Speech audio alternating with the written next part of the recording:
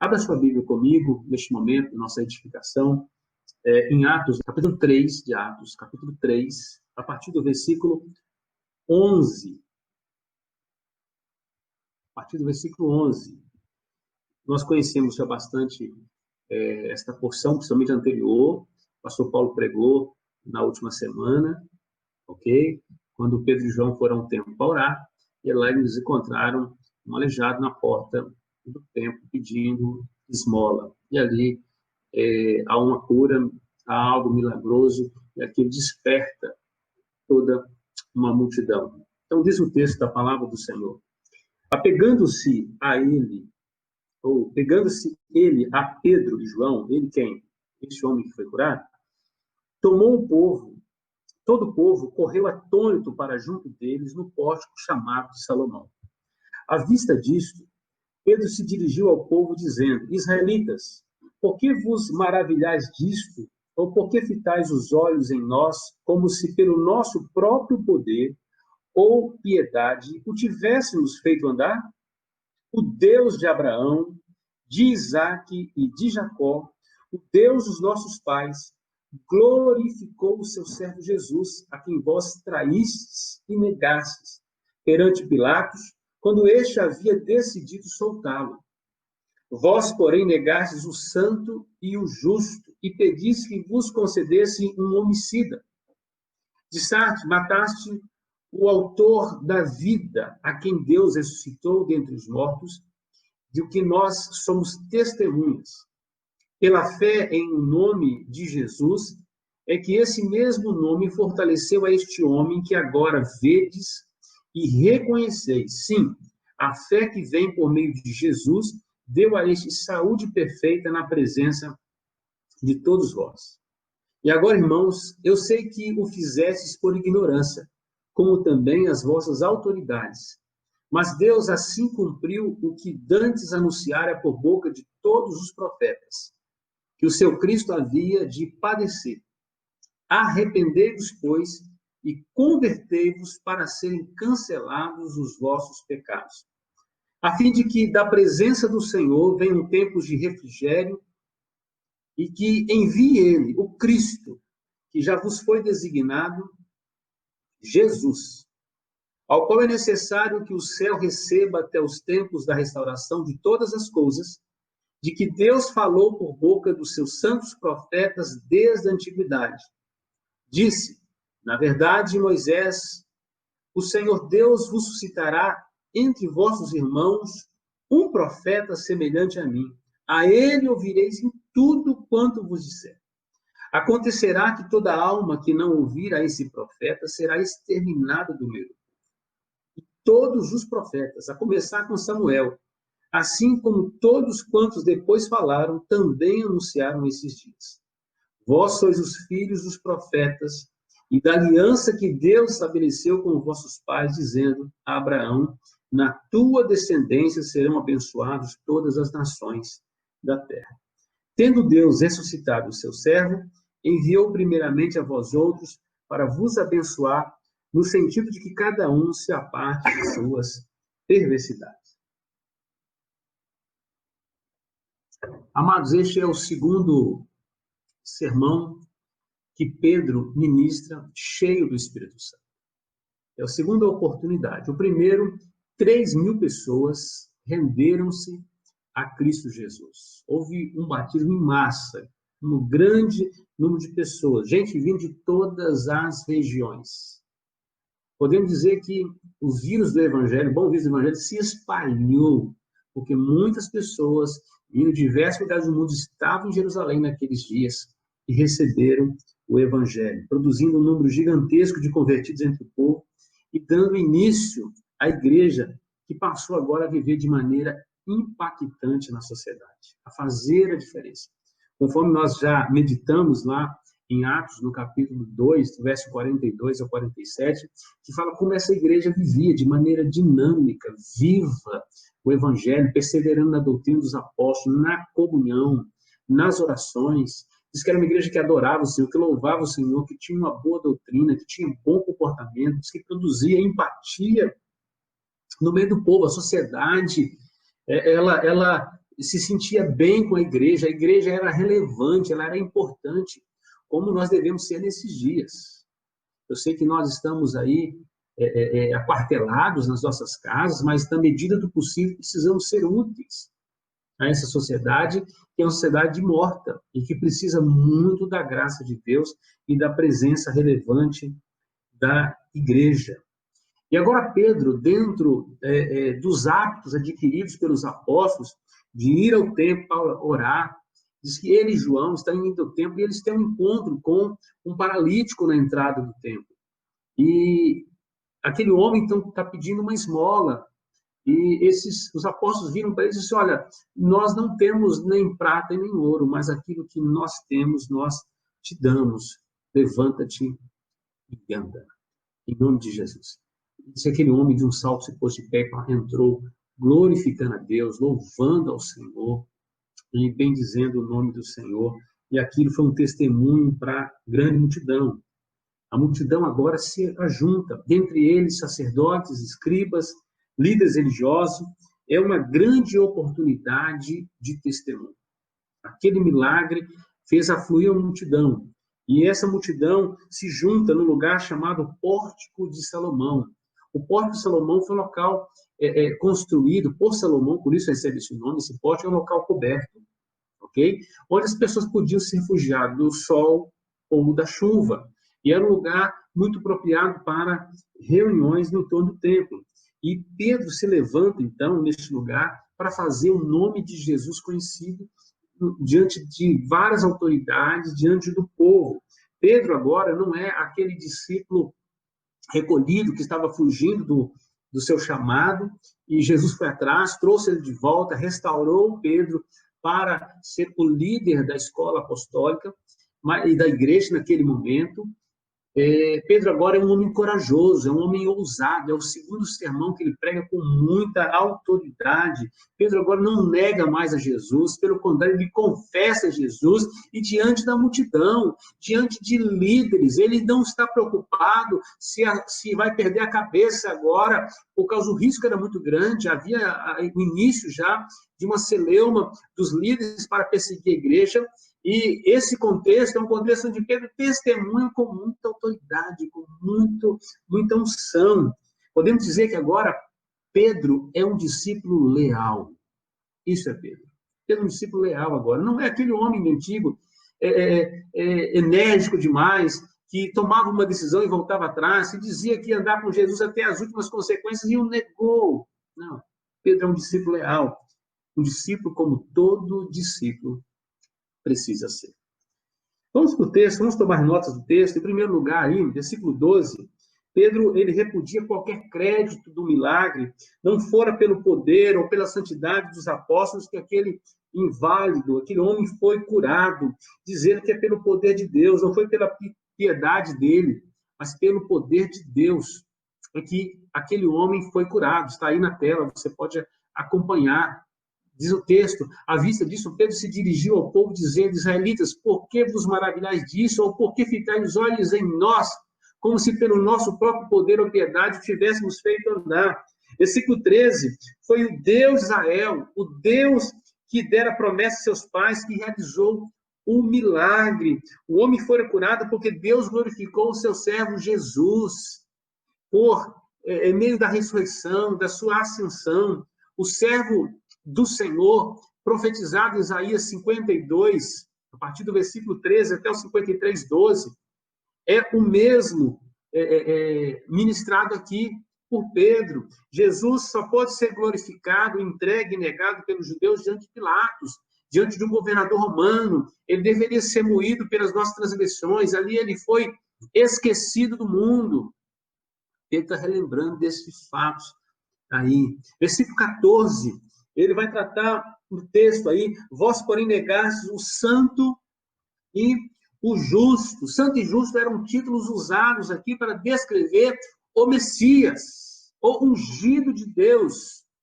Não era o nome de Jesus, um sobrenome, um título para dizer que Jesus é o Cristo, o Messias de Deus, o santo, o ungido, de que o crime que aqueles homens cometeram contra Jesus, num ato homicida, ele era um crime que exigia um veredito de um governador. Quem poderia autorizar a morte de alguém, ainda mais lançar numa cruz? O que eles haviam feito, na verdade, eles estavam cumprindo o decreto de Deus. Eles mesmos não sabiam o que estavam fazendo, e exigia a soltura de um assassino e condenar um santo à morte foi um ato de injustiça. E Pedro está lembrando, olha, vocês condenaram o santo e o justo, o ungido de Deus. Sem saber, vocês mataram o Messias, vocês cumpriram a ordenança bíblica.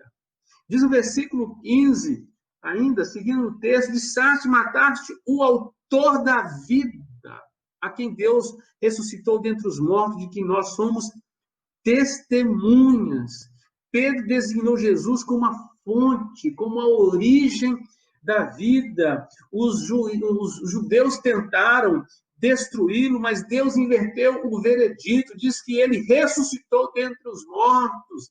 E Pedro vai dizer, olha, nós somos testemunhas da ressurreição do autor da vida, ou seja, a morte foi tragada pelo vitorioso Jesus, o Messias vive, a vida, ele é o autor, ele é o consumador da fé, ele é o primeiro e o último, o alfa e o ômega, é a fonte superlativa da vida, ele veio para dar vida em abundância, e quem crê em Jesus Cristo como Filho de Deus e recebe-o como Senhor da sua vida, Senhor e Salvador, do céu interior, a Bíblia diz que fluirão rios de água vida. Esse é o autor da vida. Verso 16, pela fé em nome de Jesus, é que este mesmo nome fortaleceu esse homem que agora vedes e reconheceis. Sim, a fé de que vem pelo meio de Jesus deu a este saúde perfeita na presença de todos vós. Não foi um poder mágico dos apóstolos, foi o poder que está em nome de Jesus, que fortaleceu, que colocou aquele homem de pé, que o levantou e que o fez entrar no templo e glorificar a Deus. Ele era um paralítico e ele foi curado. É o poder de Deus agindo. É o que estava profetizado em Joel 2,32, que todo aquele que invocasse o nome do Senhor seria salvo. Nós continuamos pregando para que o mundo invoque o nome do Senhor, o nome mais lindo, o nome sublime, o nome poderoso, o nome de Jesus. Verso 17, acompanhe comigo. E agora, irmãos, eu sei que o fizestes por ignorância, como também as vossas autoridades. O cruel, o terrível crime monstruoso de matar Jesus pode ser perdoado, pois Pedro admite que os judeus e seus líderes não sabiam o que estavam fazendo. Dizendo por ignorância, por dureza de coração. A morte do Messias foi por ignorância, foi por não conhecer as Escrituras, não conhecer o poder de Deus.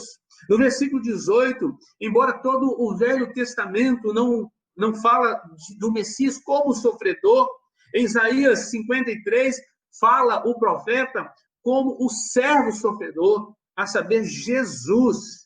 Olha o que diz aí o versículo 18, mas Deus assim cumpriu que dantes anunciara por boca de todos os profetas que seu Cristo havia de padecer.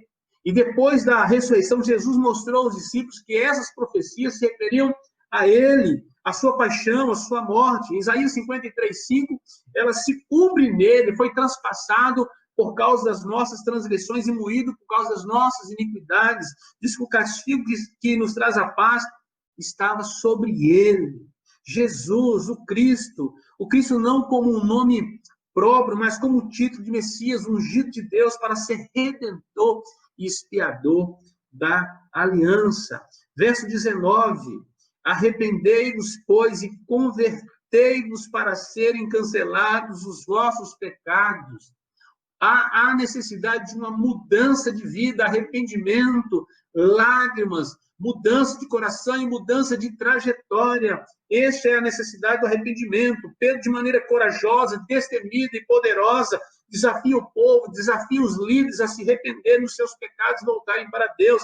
Arrependei-vos, voltem-se do pecado para Deus. Isso significa a reversão do veredito de que eles mesmos pronunciaram sobre Jesus.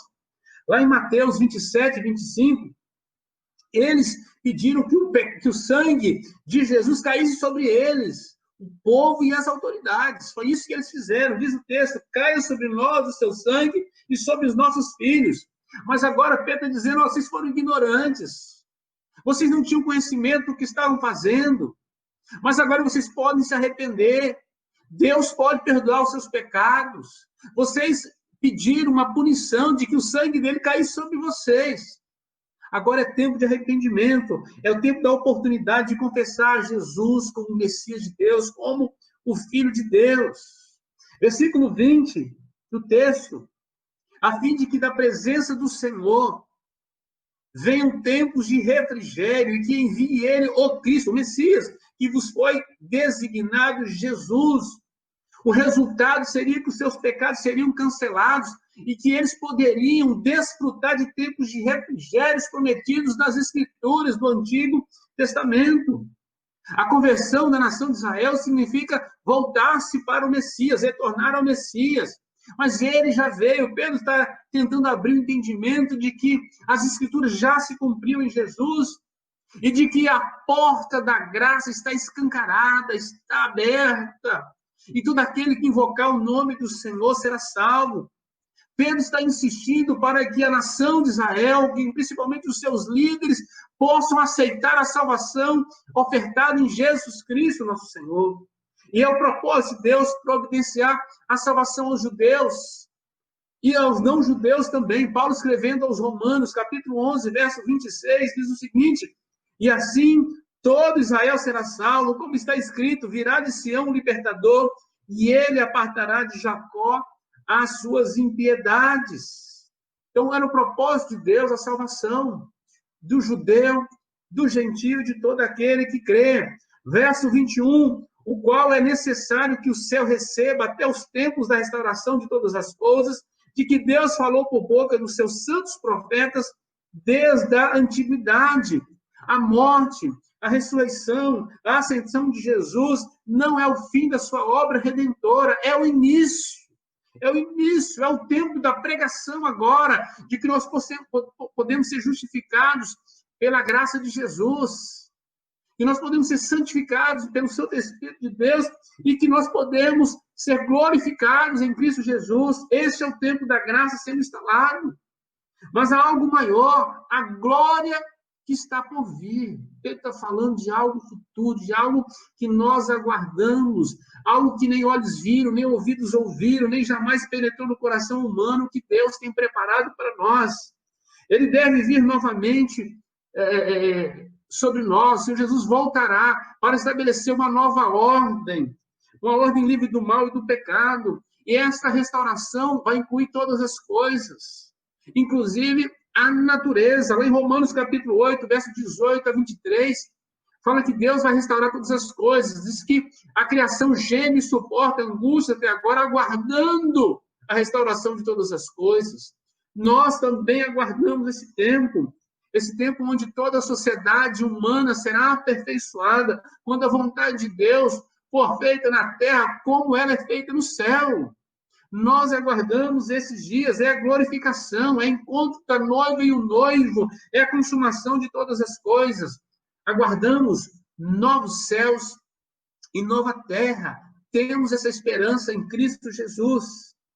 Os tempos de refrigério que o apóstolo Pedro fala são bênçãos do presente, restauração de todas as coisas, mas Deus também falou pela boca dos seus santos profetas de uma bênção futura, mas ambos são resultados de uma obra feita por Jesus, a obra redentora do Messias. O verso 22 e 23 é uma citação. Disse, na verdade, Moisés: o Senhor vos suscitará dentre vossos irmãos um profeta semelhante a mim. A ele ouvireis em tudo quanto vos disser. Acontecerá que toda alma que não ouvir a esse profeta será exterminada do meio do povo. Esses dias dos quais Pedro fala foram profetizados por Moisés, o qual disse que Deus levantaria um outro profeta igual a ele. Lá em Deuteronômio, capítulo 18, versículo 15 ao versículo 19, diz assim: o Senhor teu Deus te suscitará um profeta no meio de ti, de teus irmãos, semelhante a mim, a ele ouvirás, segundo todo quanto pediste ao Senhor teu Deus, em Horebe, quando reunido o povo, não ouvirei mais a voz do Senhor, meu Deus, nem mais verei este grande fogo para que não morra. Então o Senhor me disse, falaram bem aquilo que disseram, suscitar-lhe-eis um profeta no meio dos meus irmãos, semelhante a ti, em cuja boca porei as minhas palavras, e ele lhes falará tudo o que eu lhes ordenar, de todo aquele que não ouvir as minhas palavras, que ele falar em meu nome, disso lhe pedirei contas, o qual transmitia a palavra de Deus ao seu povo com muita autoridade. Este seria o Messias. E essa ameaça contida no versículo 23, ela é uma combinação também com o verso 19, que diz que todo aquele que não ouvir as minhas palavras, que ele falar em meu nome, disso lhe pedirei contas. Levítico 23, 29, porque toda alma que nesse dia se não afligir será eliminada do povo. Em outras palavras, a porta da graça um dia vai se fechar. Esse é o tempo oportuno, esse é o tempo a ser remido, a ser enfocado sobre a obra da salvação em Cristo Jesus. O Salmo 95, versículo 7 e 8, hoje, se ouvides sua voz, não endureçais o vosso coração. Verso 24 e verso 25, voltando aí para o texto de Atos, capítulo 3, e todos os profetas, a começar com Samuel, assim como todos quantos depois falaram, também anunciaram esses dias. Vós sois os filhos dos profetas, e da aliança que Deus estabeleceu com vossos pais, dizendo a Abraão, na tua descendência serão abençoados todas as nações da terra. Esses dias da redenção que Pedro estava proclamando foi o tema constante dos profetas, a começar aí por Samuel. E os judeus, eles eram os filhos dos profetas, eles eram os descendentes e os herdeiros da aliança que Deus fez com Abraão. Eles eram os herdeiros legítimos, os herdeiros naturais dessas promessas messiânicas. Os judeus, a boa oliveira, nós, os gentios, fomos ramos enxertados, Paulo vai dizer isso, enxertados na videira. Mas a palavra de Deus em João capítulo 1, versículo 11 a 13, diz o seguinte, veio para o que era seu, os seus não receberam, mas a todos quantos receberam, deu-lhes o poder de serem feitos filhos de Deus, a saber os que creem no seu nome, os quais não nasceram do sangue, nem da vontade da carne, nem da vontade do homem, nasceram de Deus. Este é um milagre, a porta da graça está escancarada. E por fim, o verso 16, tome nota, tendo Deus ressuscitado o seu servo, enviou primeiramente a vós outros para vos abençoar, no sentido de que cada um se aparte das suas perversidades. Enquanto a promessa de Abraão incluía também os gentios, porque deveria ser bênção para todas as nações, as bênçãos do Messias foram oferecidas primeiramente aos judeus, ao que eram herdeiros naturais, mas depois a todos nós, para que desviássemos das nossas iniquidades, das nossas perversidades. Os primeiros herdeiros naturais deveriam voltar-se para o Senhor. Pedro está fazendo esse testemunho ali no templo com esse propósito. Então, depois desse tempo, estamos aqui relembrando, por exemplo, Atos 1:8. Deveria começar pelos judeus, mas recebereis poder ao descer sobre vós o Espírito Santo, sereis testemunhas em Jerusalém. Ali começaria depois Judeia, Samaria, ia até os confins da terra, o evangelho chegou até nós. Bom, depois de explicar rapidamente esse texto, em poucas palavras, nós podemos identificar aqui um discípulo leal, dando testemunho perante as autoridades no tempo de quem era Jesus. Pedro agora é esse discípulo. Aquele homem que negou Jesus é o discípulo agora que enfatiza Jesus como Filho de Deus, como Messias de Deus, de que ele podia fazer algo diferente agora, que ele podia dar um bom testemunho, testemunho de um discípulo leal. O que ele poderia fazer, o que ele pôde fazer, é o que nós precisamos fazer também como discípulos, como ouvintes do Evangelho, alcançados pela graça de Deus. Então, o que faz um discípulo leal? Eu tirei aqui 3 aplicações rápidas para as nossas vidas. Em primeiro lugar, um discípulo leal, ele deposita a sua coroa aos pés do Rei Jesus. Preste atenção. Um discípulo leal, ele deposita a sua coroa aos pés do Rei Jesus. Verso 12 ao verso 18, esse é o bloco aqui. Diz versículo 12, à vista disso, Pedro se dirigiu ao povo dizendo, israelitas, que vos maravilhais disto? Ou porque fitais os olhos em nós, como se pelo nosso próprio poder ou piedade o tivéssemos feito andar. Observe como que acontece um milagre. Há agora uma multidão se reunindo e Pedro dizendo, gente, vocês estão olhando para nós. Mas o que aconteceu, esse milagre aconteceu, não foi no nosso nome. Não foi no nosso poder. Foi no poder de Jesus, no nome de Jesus. Pedro está dando ênfase de que toda glória e todo louvor e toda honra deve ser dada a Jesus Cristo, sem vacilar, o apóstolo ao testemunho. Ele não chama atenção para si mesmo, mas ele chama a atenção para o autor e consumador da fé, Jesus Cristo. Uma das menções de Moody, por exemplo, ele diz o seguinte, os homens úteis devem ser muito humildes.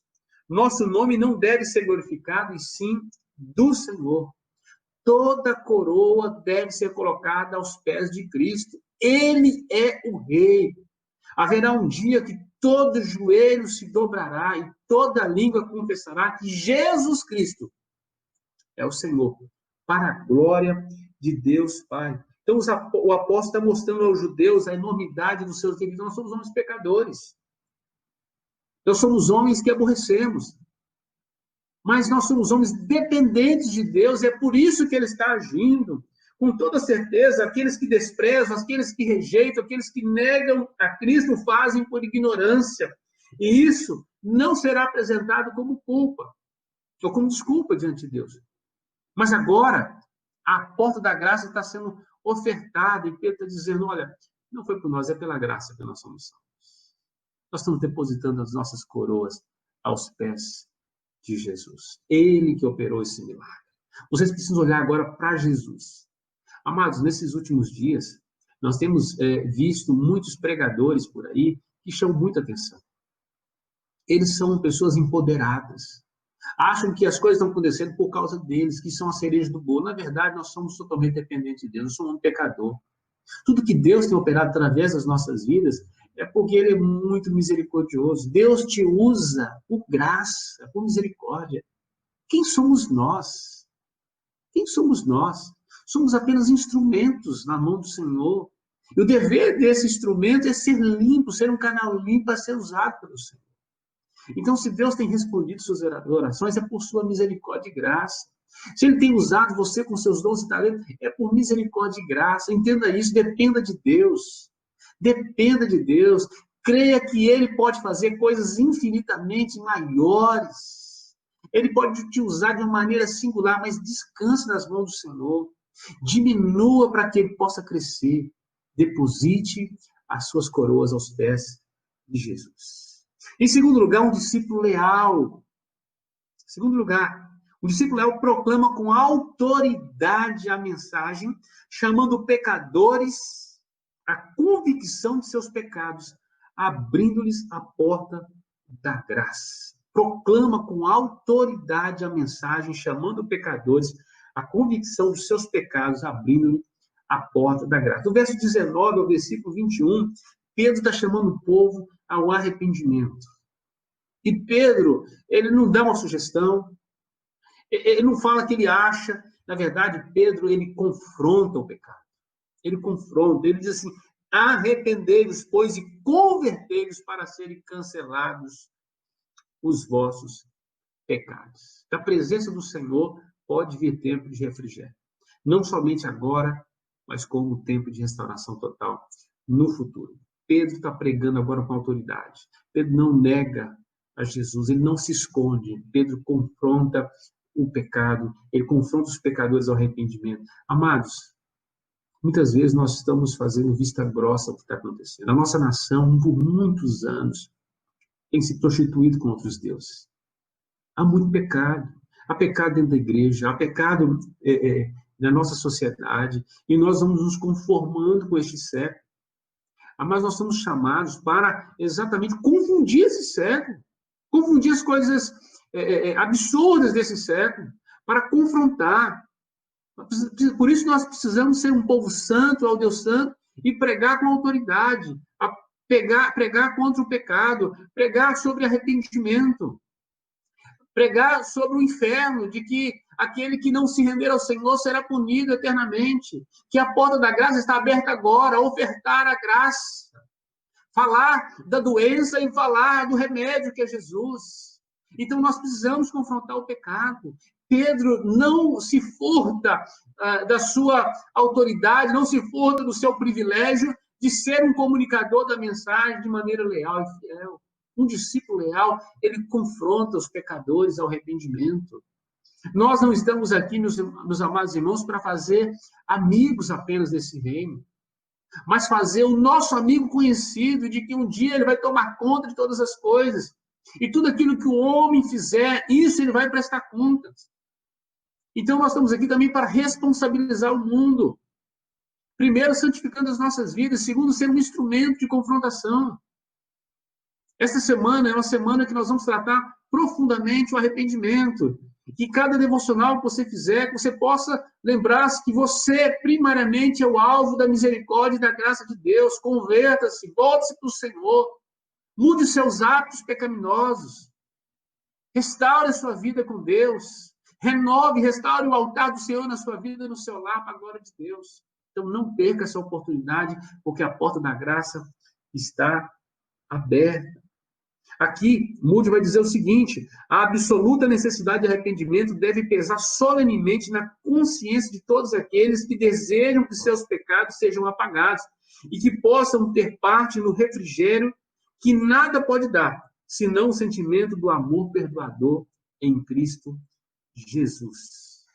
Então, nós temos hoje a oportunidade de confrontar com a autoridade os pecadores, que a graça, a porta da graça está aberta. Bem-aventurados são aqueles que têm sentido assim, arrependidos dos seus pecados. Não era necessário que o Espírito Santo revelasse coisas futuras. O suficiente é revelar o que tem hoje no nosso coração. É Ele que nos convence do pecado, da justiça e do juízo. De que hoje nós precisamos colocar nossa vida diante de Deus. Há muita gente jogando a sua vida debaixo do tapete.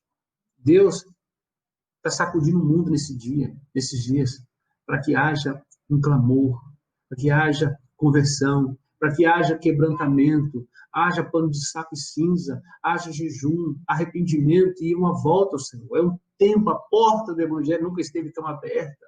Oportunidade de nós anunciarmos às multidões que Cristo Jesus veio para salvar e redimir o pecador, do qual nós somos os principais. Então, Pedro está abrindo aqui a porta da fé em Cristo Jesus. Nós não precisamos vê-lo fisicamente hoje, nós precisamos crer nele pela fé, confiar no Senhor. Então, nós precisamos proclamar e chamar pecadores para o arrependimento, abrindo-lhes a porta da graça. Em terceiro lugar, um discípulo leal, ele adverte os seus ouvintes da consciência da rejeição da oferta da graça e da incredulidade. Então, um discípulo leal, ele adverte os seus ouvintes, ele exorta os seus ouvintes das consequências de rejeição da oferta da graça e da incredulidade. Aqui há um discurso muito forte de Pedro para com os judeus, de que terríveis consequências estavam diante deles por causa da incredulidade. As mesmas palavras de Moisés, Pedro volta agora a enfatizar do verso 22 até o verso 26, esse é o terceiro bloco desse texto. Pedro está aqui confrontando, e Pedro está trazendo à mente dos judeus o profeta preferido deles, Moisés, de que este profeta, depois dele, iria suscitar um outro profeta, um maior que ele, e que deveriam ouvir este profeta. Ele estava falando, olha, já veio Jesus. Vocês rejeitaram o autor da vida.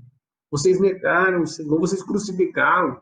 Vocês preferiram soltar um homicida, crucificar um santo. Então, por causa da natureza dura dos corações, de rejeitar, por incredulidade, não crer no Messias, Pedro não está confrontando nós, meus amados irmãos, somos chamados a anunciar o evangelho e falar das consequências.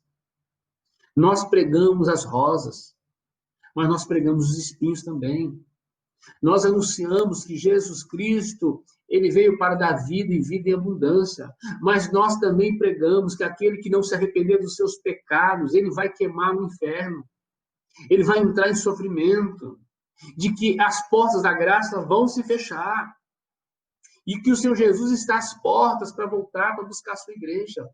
Esses tempos que nós temos vivido de tribulação, são trombetas tocando, dizendo, Jesus está voltando. Então, nós precisamos anunciar a obra da salvação, mas nós precisamos também anunciar que há condenação para aquele que rejeita a Cristo Jesus. Assim como nos dias de Noé, o Senhor Jesus disse, olha, assim como foi nos dias de Noé, serão nesses dias. Noé pregou por 100 anos.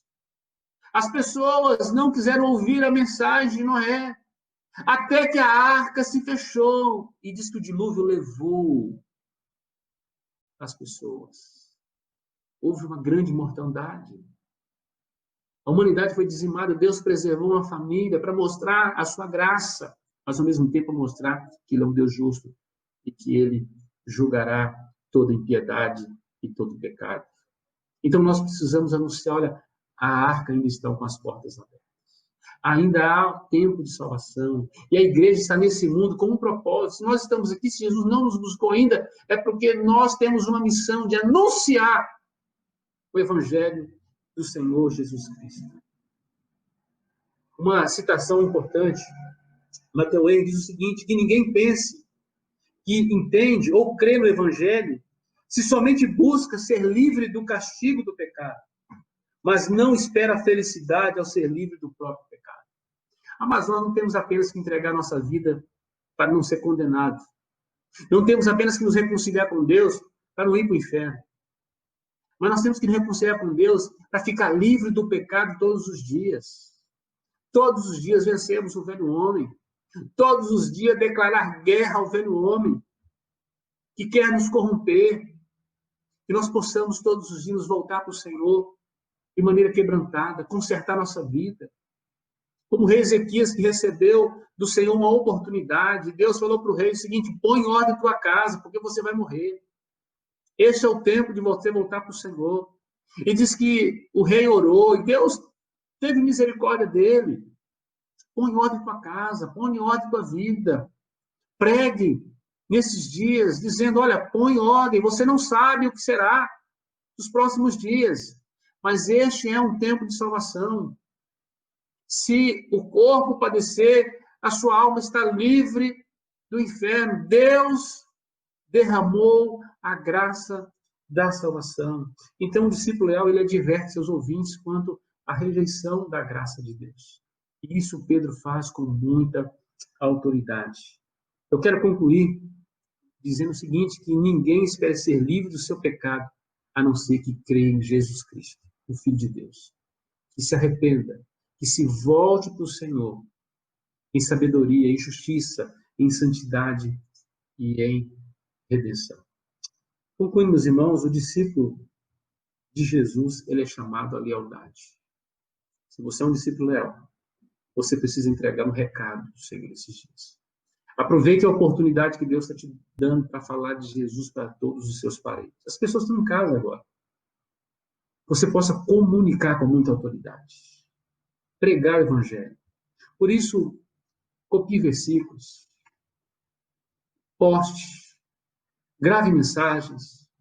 Esse é o tempo oportuno e as pessoas estão sem conteúdo. Ou eles vão ouvir os lixos das mídias, ou vão receber a palavra de Deus. Essa é a hora da igreja entrar em cena. Nunca fomos tão fortes como agora, porque nós somos um povo que tem esperança. Somos um povo vivo, do Deus vivo. E nada pode nos separar do amor de Cristo. Nem a morte, nem a vida, nem principados, nem coisas do presente, nem do porvir, nem poderes, nem altura. Nada pode nos separar do amor de Cristo. E nós estamos aqui para brilhar a luz de Cristo. Esse é o propósito. A palavra de Deus diz que nós recebemos uma missão, estamos comissionados pelo Senhor. de ir ao mundo e fazer o nome dele conhecido em todas as nações. Anunciar entre as nações a sua glória. Anuncie entre os seus parentes, entre os seus vizinhos, como você nunca fez. Arrependa-se dos seus pecados e prega sobre arrependimento nesses dias, sobre a oportunidade da porta da graça. Traga a sua coroa e deposite aos pés de Jesus. A Ele toda a honra, a Ele toda a glória, a Ele todo o louvor. Nós vamos orar mais uma vez. Pai, eu quero te dar graças por este momento, por tua palavra. Que o Senhor possa aplicar ela no nosso coração.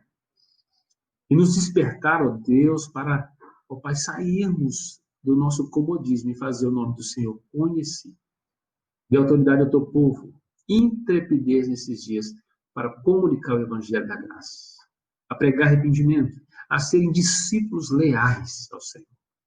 Nós não estamos aqui para negar o Senhor, mas para confessá-lo diante do mundo, para confessar que Jesus Cristo morreu por nossos pecados, de que Ele veio para nos redimir, que Ele nos justificou, que através do seu Espírito Santo, por ordem de sua palavra, Ele nos santifica, e que um dia nós o encontraremos em glória, e seremos glorificados, estaremos para sempre com o Senhor. Somos consolados com isso, Pai.